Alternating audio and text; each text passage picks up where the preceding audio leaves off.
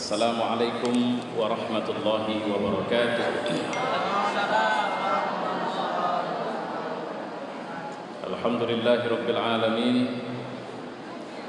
Wassalatu wassalamu ala asyrafil anbiya'i wal mursalin wa ala alihi wa sahbihi ajma'in. Qala Allah fil Qur'an, a'udzu billahi as-sami'il 'alim minasy syaithanir rajim. Bismillahirrahmanirrahim.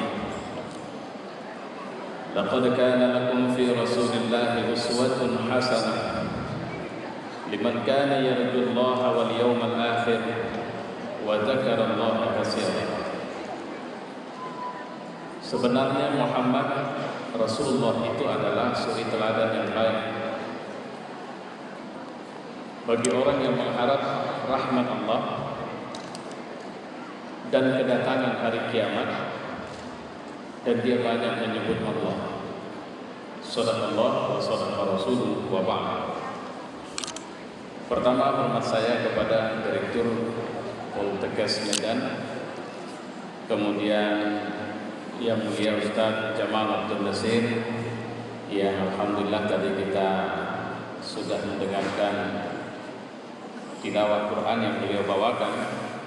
Para dosen Sivitas Akademika, adik-adik mahasiswa, pada kesempatan ini saya bersyukur kepada Allah karena saya bisa memberi tausiah dalam acara Maulid Nabi Muhammad SAW. Saya setengahnya biar lebih enak. Insya Allah saya tidak akan lama memberikan tausiah ini. Jadi saya hanya akan membahas ayat yang tadi saya baca. Sebelumnya saya ingin mengenalkan diri saya. Nanti kalau yang saya sampaikan ini bagus, insya Allah ini hasil bukan bagus ceramahnya, tapi suaranya bagus, hasil rekaman saya. Malam ini sudah bisa dilihat ulangannya di YouTube. Karena saya selalu mengupload semua ceramah saya ke YouTube sekarang. Jadi nanti tinggal masuk A.Latif Khan, keywordnya itu di YouTube, insya Allah. Dan kedua, jika ingin silaturahim terus menerus dengan saya, tadi saya sudah bicara dengan Bapak kita, Pak Fauzi ya Pak ya, Masya Allah saya kok jadi bilang bahwa saya ada komunitas dakwah melalui WhatsApp yang saya bagi dua itu, untuk perempuannya khusus, untuk laki-lakinya khusus. Di situ saya sering sharing materi-materi dakwah dan bisa saling sharing dan sebagainya. Bertanya jawab bisa juga. Nanti catat nomor HP yang bisa minta di-invite. Tapi cara minta di-invite itu sampaikan nomor, sebutkan nama, bisa saya invite langsung. Jadi silakan meminta di invite di 0811 615 7873. Itu nomor saya satu lagi Pak. Jadi ada dua nomor saya. Yang satu Bapak pegang. Itu juga bisa di invite di situ. 0811 615 7873. Saya ulang sekali lagi, 0811 615 7873. Baik. Kemudian saya Abdul Latif Khan. Alhamdulillah saya baru ulang tahun ini. Ini bulan 1 ini, tanggal 1 Januari kemarin saya ulang tahun yang ke-42. Di usia 42, istri saya tetap satu, alhamdulillah. Ya, belum ada rencana menambah.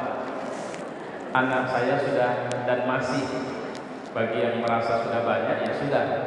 Tapi kalau sedikit ya masih.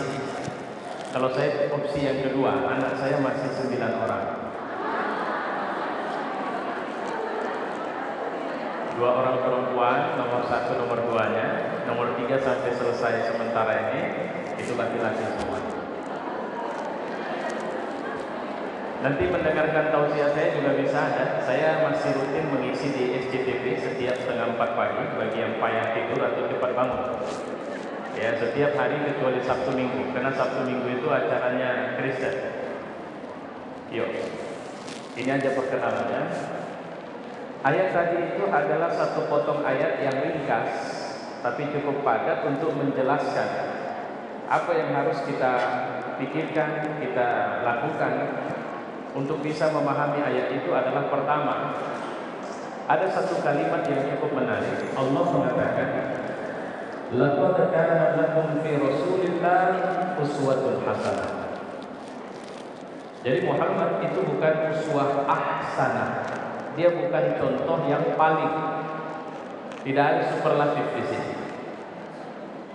Sama seperti saya selalu mengatakan, Islam adalah agama yang benar. Ini kalau ada orang Kristen jangan marah dulu sama saya. Dan tidak ada agama yang paling benar. Tidak ada agama yang paling sempurna. Tidak ada agama yang paling lengkap. Kita hanya bisa bilang Islam itu agama yang benar, tidak paling benar. Dia agama yang lengkap, bukan paling lengkap. Dia agama yang sempurna, tidak paling sempurna. Karena Islam tidak perlu pakai paling. Islam hanya ada dua opsi. Anda mau Islam dan Anda benar, atau tidak dan Anda salah. Cuma itu opsinya. Jadi ketika kita bicara Islam, maka Islam agama yang benar. Di luar Islam salah itu semua. Karena kalau di luar Islam masih benar, maka jangan pernah marah sama orang yang pindah agama, karena dia juga hanya pindah kepada kebenaran yang lain. Titik. Dan siapa yang bilang bahwa Tuhan punya sekian agama? Mungkin ada Tuhan lain selain Allah yang mengatakan, "Gak apa-apa, hei orang Indonesia, aku mengakui semua agama adalah sama." Gak ada itu. Coba carikan satu ayat atau satu hadis pun, kecuali pikiran-pikiran orang nyeleneh yang selalu membicarakan kepada kita bahwa semua agama sama dan semua ingin menyebarkan atau ingin menyampaikan kebenaran yang sama, maka kita tidak boleh saling mencaci satu sama lain. Bukan begitu prinsip yang harus dibangun kalau cuma bicara tidak boleh saling mencaci satu sama lain. Kita tidak masuk dari istilah atau nilai semua agama sama, karena semua agama tidak sama. Ini akidah.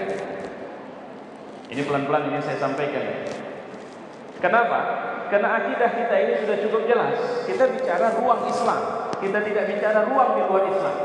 Jadi Pak Ustadz, kalau saya berjumpa dengan orang kafir, apa saya harus mengedepankan perasaan bahwa agama dia salah? Ya.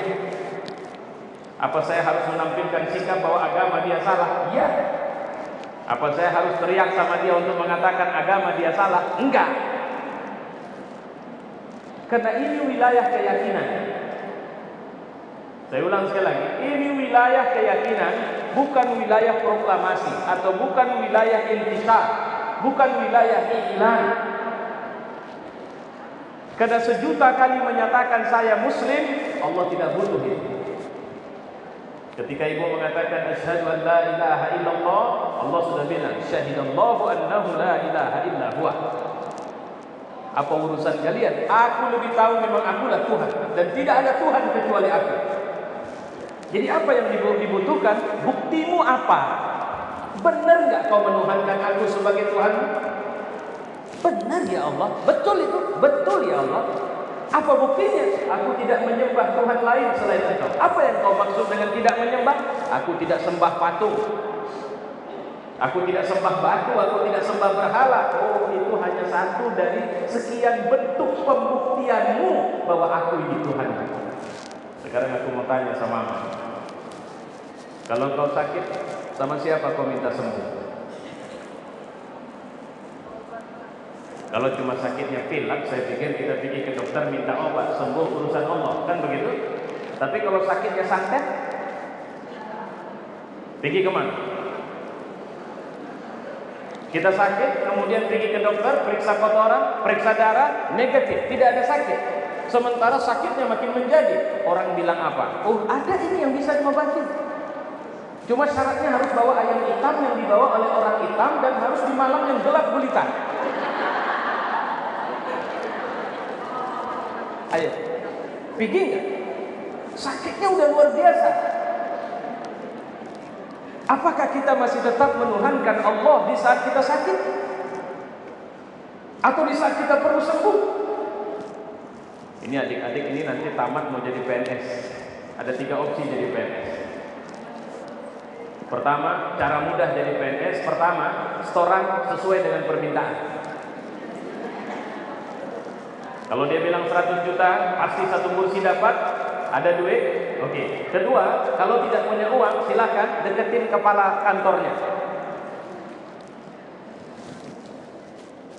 Kepala dinas, wali kota, atau gubernur. Itu opsi kedua. Opsi ketiga, cari cara yang paling aman dan pasti dikasih. Ikuti tes baik-baik, tertulis, wawancara, psikotes, kemudian malam tahajud minta tolong sama Allah. Dari tiga opsi ini mana yang paling? Yang mana? Yang ketiga kalau udah pasrah kali itu kan? Apakah Allah adalah Tuhan tempat kita meminta?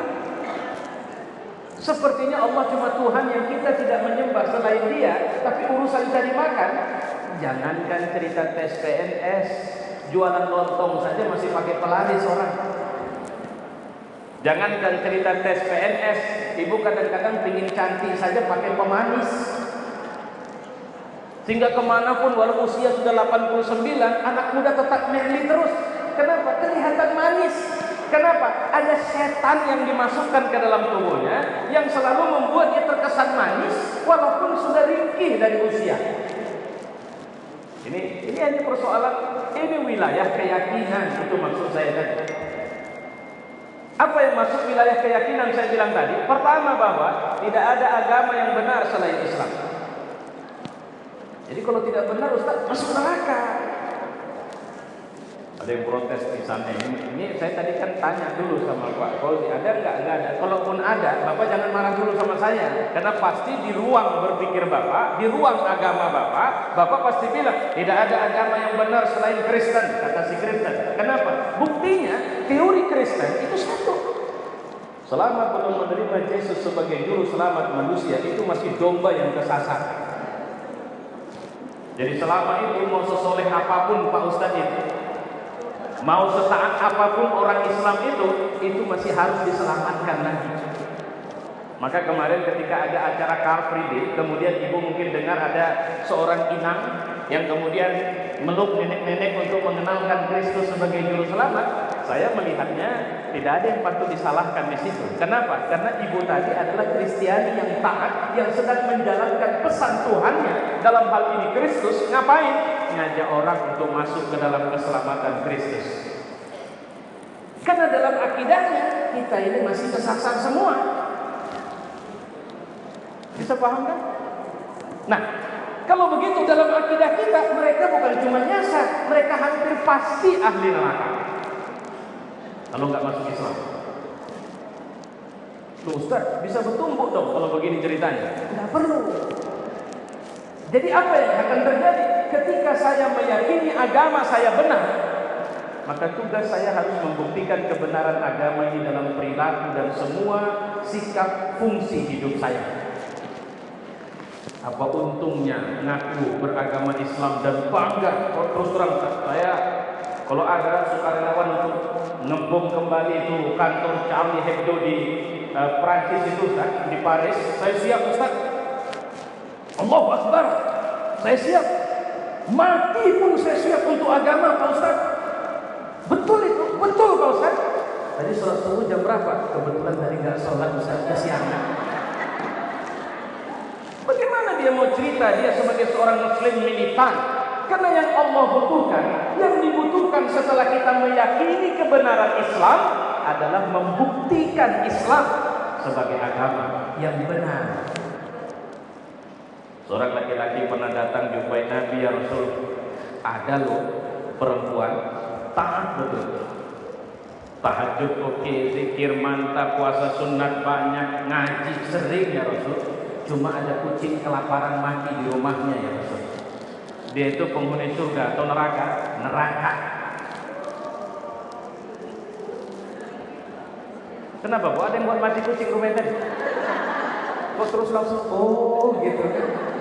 Istighfar banyak kalau matiin kucing. Artinya apa? Bagaimana kita bisa bilang kita ini adalah agama yang benar, penganut agama yang benar, Kita muslim yang tugas kita rahmatan lil alamin, memberikan dampak, pengaruh sama orang banyak, pengaruh yang baik. Sementara kucing saja nggak tenang tinggal di rumah kita. Begitu kucing masuk langsung senter, wah, lo lempar. Kadang udah mau ke dapur piring, wah, kucing itu lari ke samping, bawa jendela, duduk di samping kawannya dengan terengah-engah. Kawannya nanya, kenapa? Nggak ngerti ya. Padahal udah umroh 3 kali, boy. Asal masuk berdendam kali ya sama aku. Terakhir makanya sekarang banyak kucing stres, mati di tengah jalan. Kenapa? Nggak tahu tinggal di mana lagi. Di rumah, dilempar. Ya udah, akhirnya bunuh diri. Berapa banyak kucing itu tinggal kepala pun hancur. Udah bunuh diri, kita pun nggak ada rasa kemanusiaan. Kita lindas sampai penyet itu kucing. Coba tanya dulu sama kita. Apakah benar kita duta Islam yang bisa membuktikan bahwa Islam ini agama yang benar? Kalau pengakuan mulut ini nggak bisa dipakai. Nanti di akhirat Allah ingatkan kita dalam ayat yang sering kita baca kalau malam Jumat. Al-yawma nakhtimu ala afwahihim wa tukallimuna aydihim wa tashhadu arjuluhum bima kanu yaksibun. Hari di mana dibelenggu mulut. Kemudian apa lagi? Hari di mana akan bersaksilah kedua tangan dan kaki bima kanu yaksibun, atas apa yang dibuatnya dalam hidupnya. Hari di mana kita tidak bisa berdaya lagi, maka mulut. Bapak sebenarnya memberi sumbangan ini sama saya ikhlas enggak ya Pak? Kata orang sama kita. Maka jawaban atas pertanyaan itu, ikhlas demi Allah Pak, saya ikhlas. Jangan pernah mengira keikhlasan dari apa kata mulut. Karena ikhlas itu kerja hati. Adik-adik misalnya ketika ada orang melamar adik, pertanyaan, Mas saya mau tanya sebelum Anda mempersunting saya, ya, apa benar engkau mencintai? Pertanyaan tidak salah, tapi pertanyaan itu bodoh. Karena cinta tidak butuh pembuktian ucapan atau lisan. Karena kalau pertanyaannya begitu, dia akan bilang, kalau ada Tuhan di atas Tuhan, aku bersumpah atas nama Tuhan di atas Tuhan itu. Kalau kau suruh aku, kadang-kadang kan suka berlebih-lebih orang. Kalau kau suruh aku lompat dari atas ke bawah hanya untuk membuktikan cintamu, alah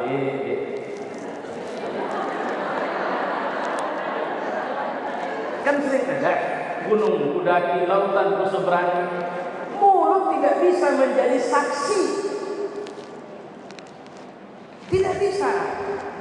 Nah sekarang supaya saya jangan berlama-lama, saya mau balik kepada ayatnya. Laqad kana lakum fi Rasulillah. Sebenarnya pada Muhammad itu uswatun hasanah, ada teladan yang baik. Cuma persoalannya Muhammadnya ada, Rasul itu ada, biografinya komplit, warisannya kita masih terima sampai sekarang. Pertanyaannya, apa benar kita tulus menjadikan dia uswah, teladan? Jawabannya belum tentu. Orang muslim saja pun kadang aneh kita. Kita bisa bertahan malam tidak tidur, tapi bukan untuk tahajud, nonton bola. Ketika ditanya sama ibu, hari-hari pakai busana muslimah? Enggak Pak Ustaz. Kenapa? Panas. Padahal Rasul bilang apa?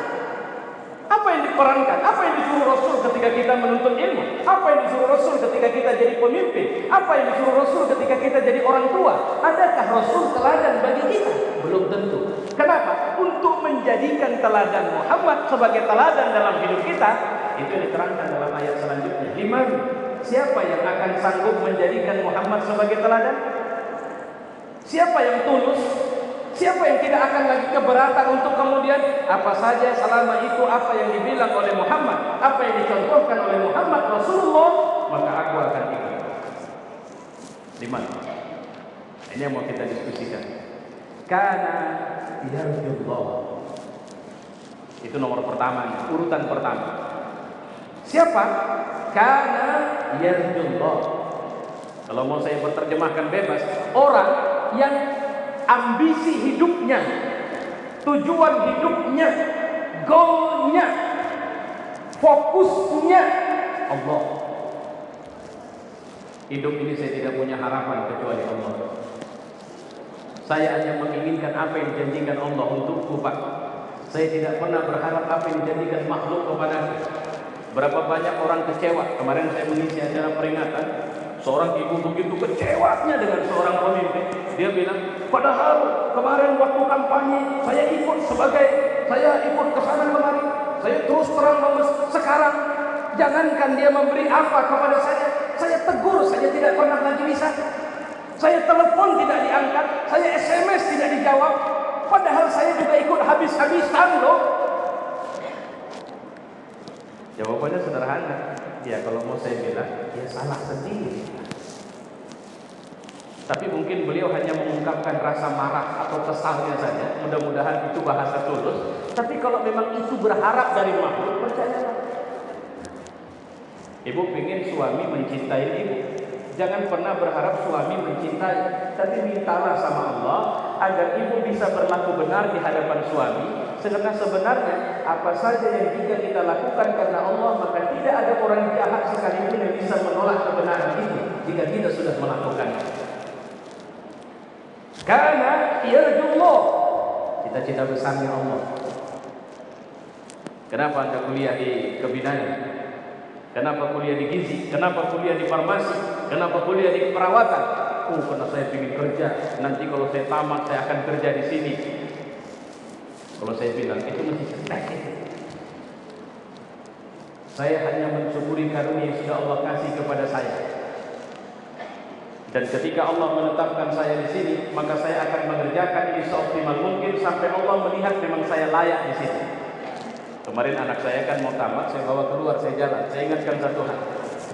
Jangan pernah menyandarkan biaya kuliahmu pada penghasilan, pada rezeki yang Buya punya. Karena Buyamu ini belum tentu kau tahu berapa lama akan hidup bersamamu. Dulu, ini mohon maaf, karena di sini mahasiswa saya bilang, saya dulu Bu, saya mulai ustaz itu bukan saya kuliah di pesantren, enggak. Saya malah di SEMEA, Sekolah Menengah Ekonomi Atas Negeri di Pematang Siantar. Saya kelas 2 di SEMEA, saya sudah dipanggil ceramah ke sana kemari. Tamat saya SEMEA, waktu itu saya ingin masuk IAIN Sumatera Utara. Saya jumpain orang tua saya, apa kata abah saya? Ambil dompet abah, di dalam dompet ada SIM. Kalau itu bisa dijual dan bisa membiayai kuliahmu, kau jual itu. Sebenarnya dia mau bilang nggak ada biaya dari itu. Apakah itu kemudian memupus? Tidak. Itu yang dimaksud yarjullah. Dalam hidup, innamal a'malu binniyat. Amal itu karena niat. Jangan pernah mengkhawatirkan apa yang terjadi dalam langkah hidup kita. Karena jika pun kita berjalan, ternyata dalam perjalanan hidup kita bukan orang kaya, ketahuilah bahwa kekayaan bukan prasyarat seorang bisa bahagia atau tidak. Rumah tangga bukan lantas kemudian akan menjadi rumah tangga yang bahagia, sakinah, mawaddah, warahmah. Karena rumah dibangun seperti istana, seperti rumah Sinasar sama Musdalifah. Tidak. Apa lantas si Anang sama Asanti yang rumahnya luar biasa itu, lantas kebahagiaan menjadi milik mereka? Kalau memang kebahagiaan hanya hak orang kaya, maka zalimlah Allah kepada kita, karena dia masih membiarkan ada orang miskin. Kalau kebahagiaan punya orang berpangkat, maka Allah tidak bisa kita terima. Kenapa? Karena sebab kenapa dia biarkan ada orang yang tidak berpangkat? Kalau kebahagiaan terletak pada jabatan, kalau kebahagiaan terletak pada wajah cantik, tidak. Karena di republik ini juga dibuktikan, ada orang yang modal wajah jelek bisa terkenal. Maaf cakap, saya tidak menghina ciptaan Allah, kurang jelek apa itu wajah si tukul. Tapi apa yang terjadi? Modal wajahnya itu, dia kemudian bisa berpenghasilan puluhan juta semalam. Bukan sebulan. Dia cuma cengenges yang kalau kita hitung, kita pikirkan gak ada manfaat dari acara dia, tapi gajinya tinggi. Apa yang dia jual, apa brandnya, bukan tokonya, tapi face yang sangat spesial itu. Untuk Untuk merasakan yarjullah, kita harus bisa menyadari potensi kita sama ini semua. Kalau ada orang bisa lompat dari atas ke bawah tanpa luka, kita juga bisa. Kalau ada orang bisa seperti laba-laba naik ke atas gedung tinggi tanpa alat-alatan, maka kita juga bisa. Kalau ada orang bisa sukses dengan penghasilan ratusan juta atau miliaran per hari, kita juga bisa. Kenapa? Kita manusia yang sama dengan dia. Dia punya potensi, kita punya potensi. Kalau bahasa Quran, kullu mauludin yuladu 'alal fitrah. Semua orang lahir dengan potensi yang sama, bekal yang sama. Jangan pernah bilang, Pak Ustaz, saya buta, apa mungkin saya bisa hafaz Quran? Sekarang sudah banyak kita dengar kan orang yang hafaz Quran padahal dia buta. Ada berapa banyak orang pergi ke pinggir jalan kena kaki yang pincang? Bilang sama dia. Ada berapa banyak orang pincang yang bisa mengguncang dunia karena keluar biasaannya? Apa yang harus kita bangun setelah harapan kita Allah? Yang pertama, nanti pulang dari sini Bapak, Ibu, adik-adik sekalian, bercermin di kaca dan katakan kepada orang yang kita jumpai di kaca itu, dalam catatan, dalam keyakinan, hakul yakin, ku tengok dari mukamu, kau itu adalah salah satu penghuni surga yang sedang numpang di sini.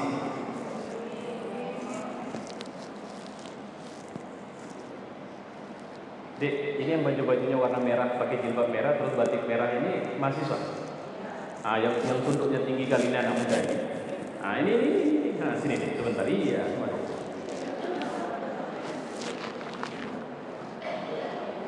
cepet deh. Walaupun mau jadi, saya nggak ngerti mau jadi apa, tapi gaya militer, cepet. Ini mahasiswa kan, Bu? Baik.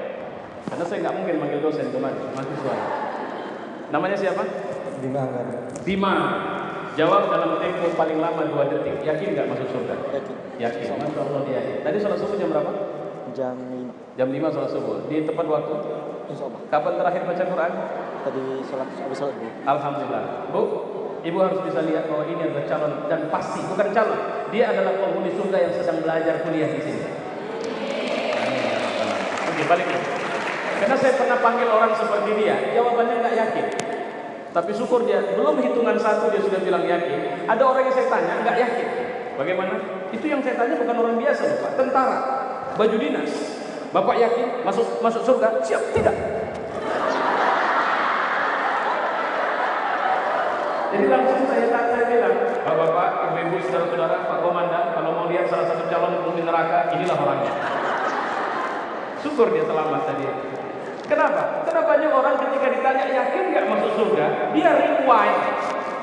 Dia akan memutar flashback kepada histori hidupnya, terlalu banyak dosa.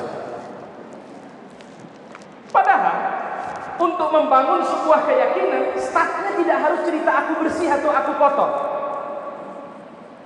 Untuk membangun sebuah keyakinan, startnya adalah perasaan kamu terhadap dirimu sendiri seperti apa.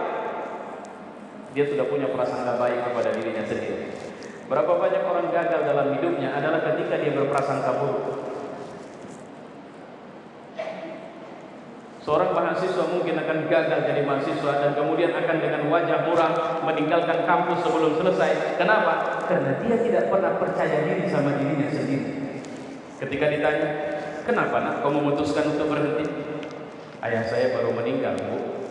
Lantas, apa rupanya Allah mengatakan bahwa kau pasti akan kuliah bagus kalau ayahmu tidak meninggal? Tadi Ibu dengar anak saya 9, Ibu terkejut nggak? Kejut.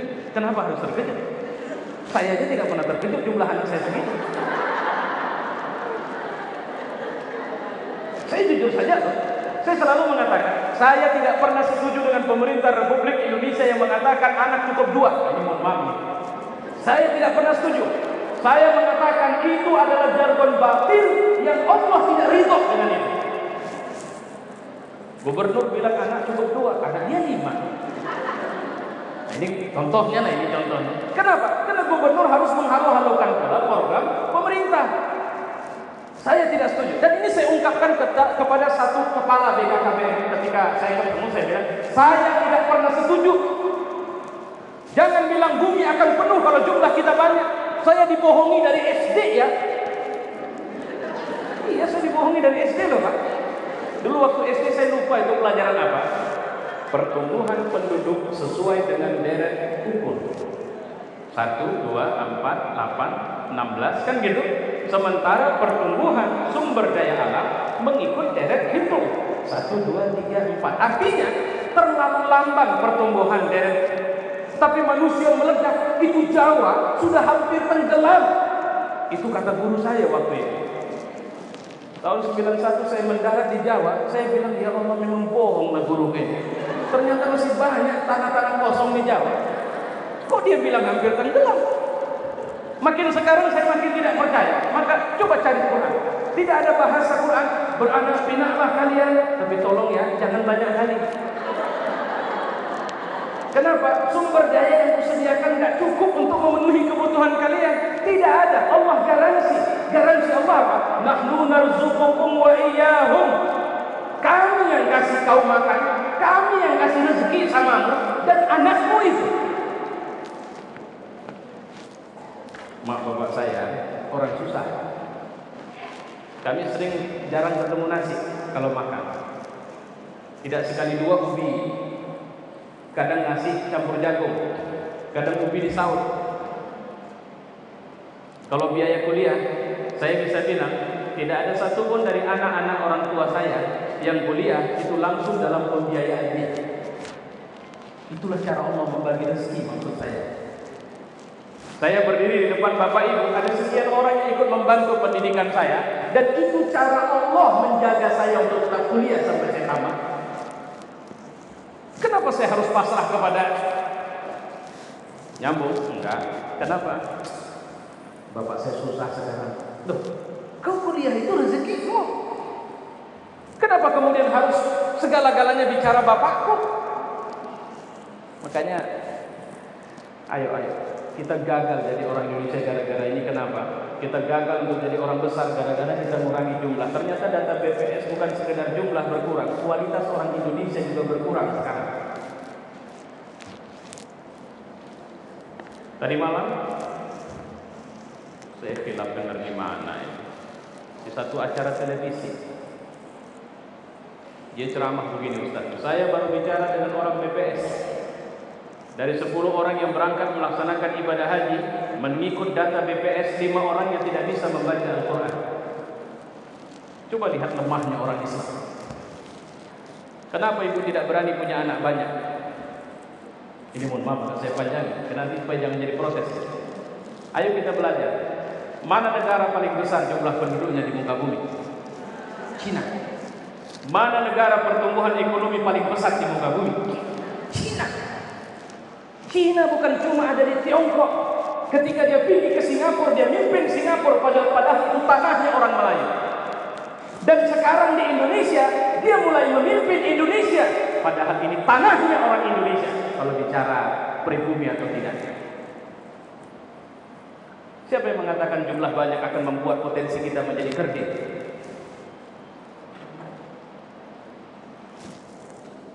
Negara nomor 2 terbesar penduduknya adalah India. India juga negara yang percepatan pertumbuhan ekonominya paling besar setelah Cina. Ingat film 2012? Itu adalah rekayasa peradaban masa depan yang diyakini bahwa di situ ada 3 atau 4 negara disebut-sebut. Amerika, Yahudi, kemudian Cina, dan India. Kalau kita pelajari di situ, siapa yang jadi intelektual yang memprediksi bahwa dunia akan mengalami kehancuran? Itu adalah intelektual atau ilmuwan dari India. Ini benar salah film itu sebenarnya memang prediksi ke depan seperti itu mereka. Tapi memang diabaikan India. Di mana perangkat kapal Nuhnya dibuat? Di Cina. Di mana awal kehancuran terjadi? Di Amerika. Siapa yang akhirnya mengerjakan dan mendesain semua penyelamatan mengikut kapal Nuh? Intelektual atau kemudian politisi Yahudi. Siapa negara paling besar setelah India? Amerika. Amerika sekarang adalah the major. Dia adalah pimpinan dari semua urusan. Kalau kita mau bilang, dia mengatur. Kalau dia bilang A, maka dunia akan A. Artinya, Siapa yang mengatakan kita harus memperkecil jumlah anak kita? Oke, baiklah, sepakat kita, yuk kita perkecil jumlah anak. Tapi saya mau tanya sama ibu dan bapak serta adik-adik, siapa yang jamin kalau anak kita makin sedikit maka kualitas anak kita akan lebih baik? Siapa bilang kalau jumlah anak kita lebih sedikit maka mereka berpotensi lebih mungkin soleh? Oke lah, kita lebih kaya sekarang. Siapa bilang orang tua kaya bisa memproduksi anak soleh, anak berkualitas? Selalu yang muncul adalah cerita-cerita tentang anak yang terjebak narkoba, terjebak free-sex, terjebak ini dan sebagainya. Lantas, ilmu siapa yang kita jalani ini kalau begitu? Kayaknya kita, apa istilahnya, by design. Kayaknya memang kita sedang dikerjain. Karena kalau tanya Nabi bilang, banyakin keturunan, aku bangga dengan jumlahnya. Baca hadis ini saya sudah sebelum menikah. Maka sebelum menikah, sebelum ketemu istri saya sudah punya target minimal 7 anak. Rupanya Allah kasih lebih. Kemarin istri saya sudah bilang, kita nambah yuk bang. Saya bilang oke, tapi dia bilang syaratnya kita umroh dulu. Nanti lepas umroh kita lengkapkan lah angka 9 jadi 10. Karena peluang kata dokter masih ada mungkin 3 lagi. Tapi kalau ibu nggak percaya, sayangnya nggak saya bawa. Istri saya makin banyak anaknya, makin cantik dia. Iya. Sehingga orang tidak percaya dia melahirkan 9 orang anak. Bahkan tukang becak pernah sambil jalan biasa leh. Berapa anaknya bu? 9. Langsung rem mendadak itu becak. Nengok ke dalam, betul itu bu. Ya betul.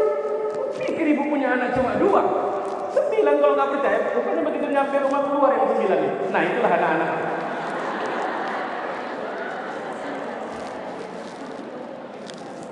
Man kana yarjullah, enggak perlu khawatir, la khaufun alaihim wa la hum yahzanun. Jangan pernah khawatir, jangan pernah cemas ketika kita sudah menetapkan Allah sebagai tujuan hidup kita. Allahu ghayatun, Allah tujuan kita. Oke, ini pertama. Yang kedua, wal yaumal akhir. Apa yang dimaksud dengan yaumul akhir? Sebenarnya kata-kata yaumul akhir adalah orang yang memiliki jiwa tanggung jawab. Yang dia tahu betul bahwa apapun yang dia buat dalam kehidupan dunia ada resiko akhiratnya. Pasti akan dibalas Allah. May ya'mal mithqala dzarratin khairan yara. Siapa yang buat apapun kebaikan sebesar zarrah sekalipun, dia akan lihat itu nanti hasilnya. Wa man kana mithqala dzarratin syarran yara. May ya'mal mithqala dzarratin syarran yara. Siapa yang buat satu kejahatan, satu zarrah sekalipun, dia akan lihat. Jadi siapa orang yang menjadikan Muhammad sebagai teladan? Adalah orang yang dimanapun posisinya, dia tahu bagaimana cara membangun dan menghidupkan tanggung jawab. Tadi malam baru makan jengkol, masuk WC. Biasa kalau WC kampus itu kan WC umumnya itu kalau orang pertama makan jengkol, orang ke-9 masuk, orang ke-10 pasti nuduh orang ke-9 itu yang baru kurang ajar. Karena sisanya masih bau. Maka kalau kita sudah makan jengkol misalnya, kita harus punya tanggung jawab, jangan membuat orang setelah kita menderita. Jadi pelajari cara buang air yang betul bagi orang yang sedang makan jengkol itu. Jangan asal buang saja. Hingga itu tadi, buang angin juga bertanggung jawab. Walaupun pasti, kalau nggak percaya silakan tes sekarang. Tidak ada yang tahu siapa yang buang angin tak kalau tidak bersuara.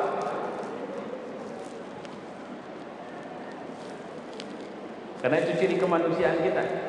Bentuk tanggung jawab kita pada saat membuang angin, pergi keluar. Begitu dibuang di luar, ada orang buru-buru ngejar kita, ya nasib dia lagi. Kita sudah berupaya bertanggung jawab, sementara dia masih. Nah itu yang dimaksud bahagian dari tanggung jawab. Wal yaumul akhir maknanya adalah aku tahu betul apa yang aku buat di sini itu harus memberi manfaat bagiku di akhirat, karena aku percaya bahwa hidup itu bukan cuma dunia tapi ada akhiratnya. Kalau ibu beli telekung harga 1 juta, terus beli telekung harga 50.000, cobalah aja 2 telekung itu, yang mana yang paling ikhlas mau ikut sholat sama ibu? Ngapain beli yang 1 juta? Di akhirat ditanya itu nanti. Jangan pernah mengira bahwa kalau kita punya segala yang mewah di dunia tapi cuma untuk perhiasan, itu akan menghasilkan manfaat di akhirat. Jangan mengambil dari dunia ini yang akan menyusahkan akhirat kita. Jadi seorang yang bertanggung jawab adalah orang yang ketika dia mendapatkan sesuatu, dia berpikir cerdas. Ini berdaya nggak? Ini ada manfaatnya enggak bagi dunia dan akhiratku? Untuk apa beli mobil sampai 10 kalau yang dipakai 1? Enggak Ustaz, saya pakai keluar rame. Kenapa tidak odong-odong saja kalau cuma mau sekitar rame-rame? Oh, ini untuk banggaan Ustaz, supaya orang tahu. Karena ada orang di muka bumi yang mobilnya 7.000. Bukan mobil-mobilan. Mobilnya 7.000. Itu Raja Brunei. Saya berpikir, untuk apa? Ngapain memiliki sesuatu yang tidak perlu? Ibu beli jilbab sampai 100. Untuk apa?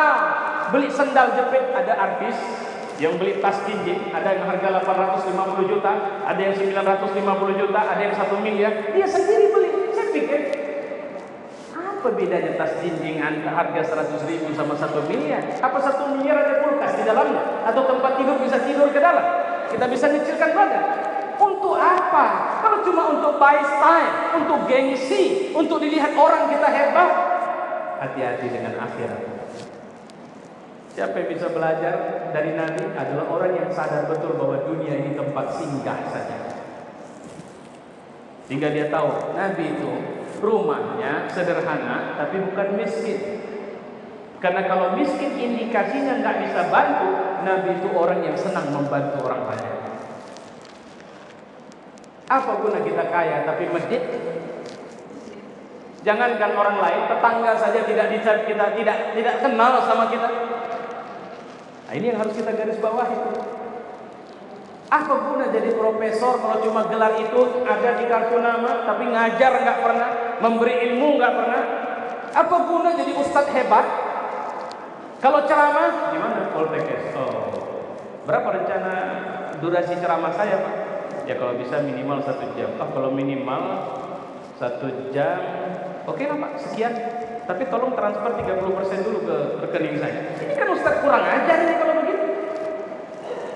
Tapi ini saya jawab, saya bilang bukan karena tidak ada. Saya baru dapat cerita, tapi bukan di Medan ya. Sudah banyak yang kayak begini. Apa dia pikir kondangnya itu karena banyak orang senang dia ceramah? Allah itu tidak mengukur saya sebagai ustadz kondang, ustadz hebat. Itu karena wah ceramahnya hebat. Bukan itu. Tapi Allah butuh ulama, ustadz yang kalau ceramah dia bisa memperbaiki hati orang, dia bisa musuh, dia bisa meluruskan, dia bisa membenarkan, dia bisa membersihkan. Sehingga kalau dia sudah pergi, orang yang mendengarkan itu bisa berubah. Itu yang dibutuhkan. Dan bukan harus banyak jumlahnya. Ya kalau saya alhamdulillah, Bapak Ibu yang dengar banyak, kalau ini kan banyak ini, alhamdulillah sampai di atas 100 penuh itu kursi semua. Ya. Kalau jumlah banyak begini, saya semangat. Satu pun yang mendengar ceramah, saya siap. Tapi jangan suruh saya ceramah, nggak ada yang dengar. Itu masalah. Bahkan saya pernah ditelepon orang, Ustaz bisa ceramah di sini? Ya. Apa yang kami siapkan Ustaz? Ya, jamaah lah. Saya ngerti maksudnya apa yang kami siapkan. Karena ke sana apa mau jalan darat atau naik pesawat, kemudian mohon maaf Ustaz, kemarin saya mau undang Ustaz kemarin, tapi tolong mohon maaf jangan marah Ustaz, kira-kira berapa tarifnya? Saya bilang, insya Allah saya siap kalau saya punya waktu. Tapi saya tidak menggubris apa pertanyaan dia tentang tarif.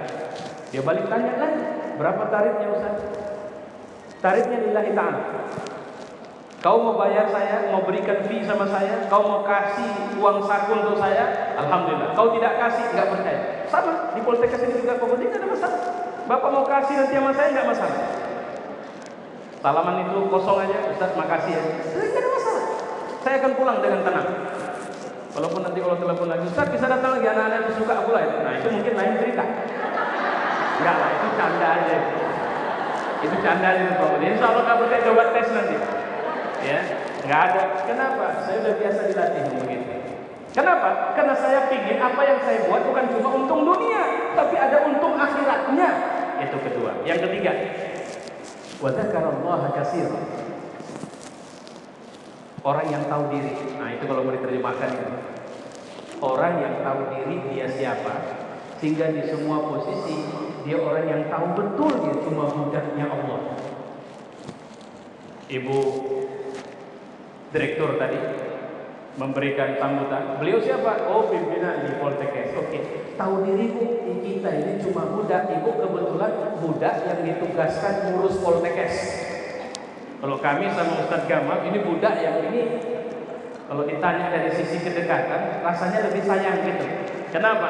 Beliau ini budak yang disuruh bacain Quran kemana saja. Saya budak yang disuruh menyampaikan dakwah. Udah, tugasmu ceramah. Ini kan kita budak-budaknya Allah ini. Jadi kalau diangkat jadi wali kota, jadi gubernur, nggak usah berubah cara jalan, biasa aja.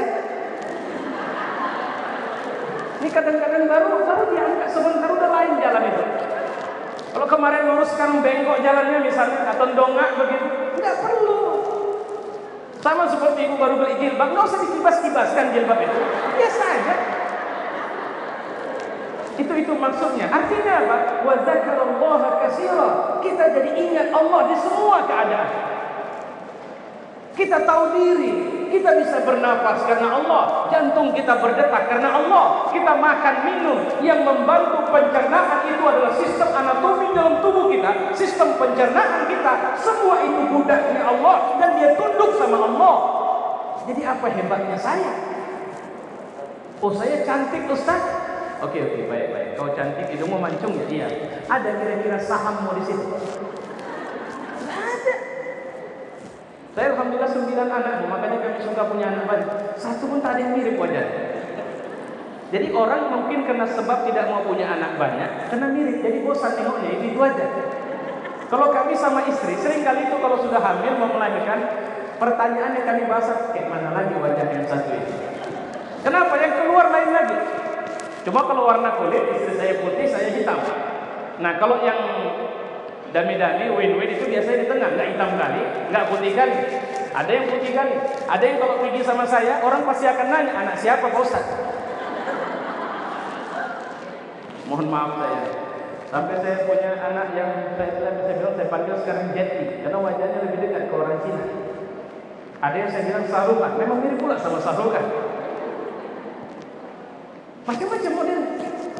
Dan saya suka sekali bercanda dengan mereka. Dan saya selalu berdoa, ya Tuhan, jadikanlah anak-anakku ini orang besar ya Allah.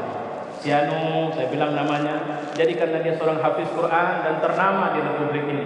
Si Anu, jadikan dia pengusaha besar yang punya helikopter. Si Anu, jadikan dia pejabat yang besar di Republik ini ya Allah. Si Anu, jadikan dia ngurus majelis taklim. Enggak mau, ini sambil doa. Enggak.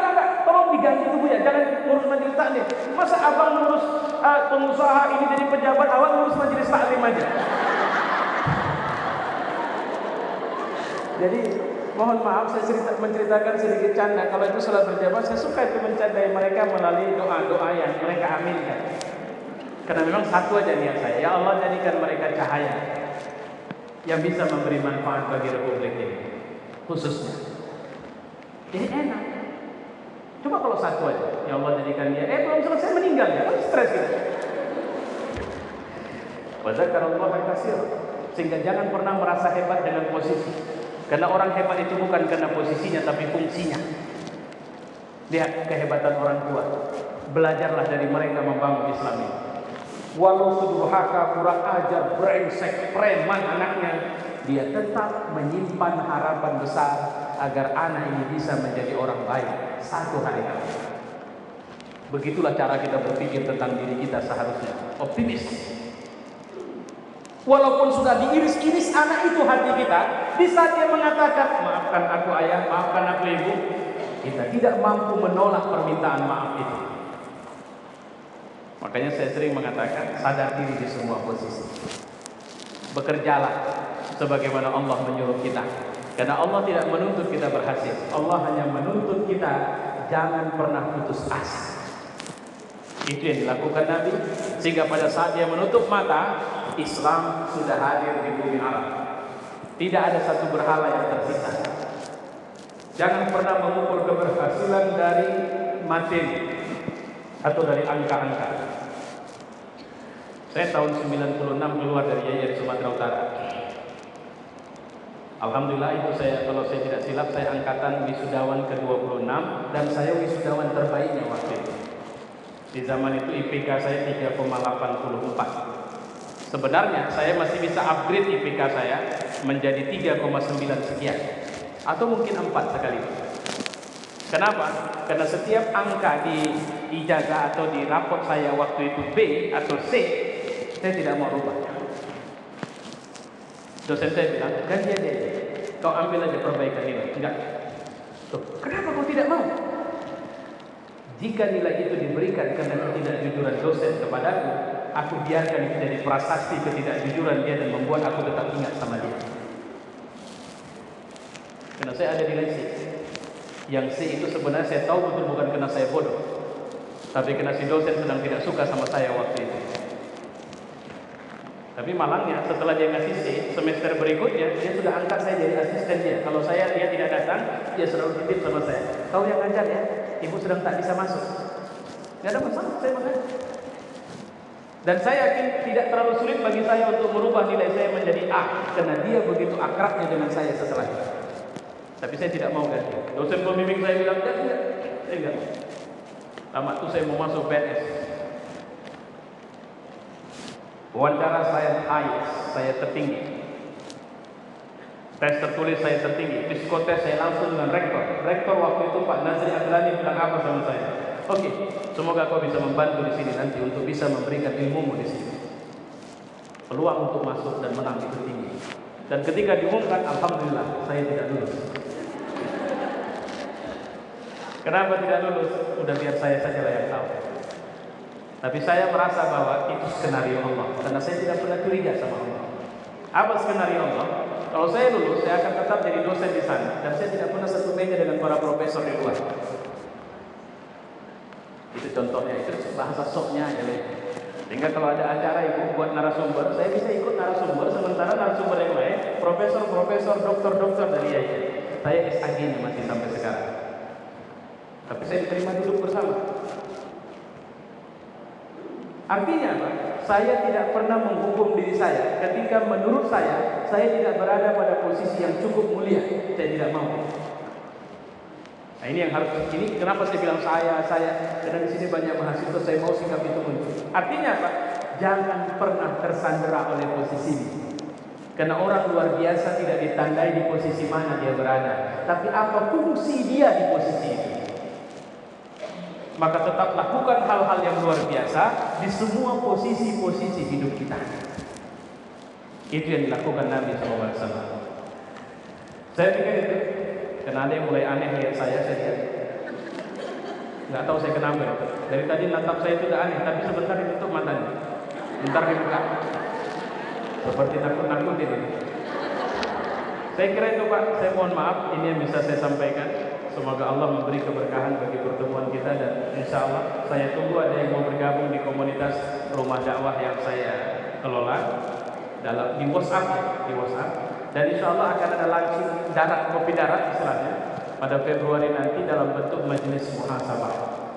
Kami akan melaksanakan rilis perdana majelis muhasabah di Kota Medan, dan itu mengundang secara khusus bapak-bapak, ibu-ibu belum diundang. Karena ibu-ibu nanti acaranya pagi, kalau bapak-bapak malam.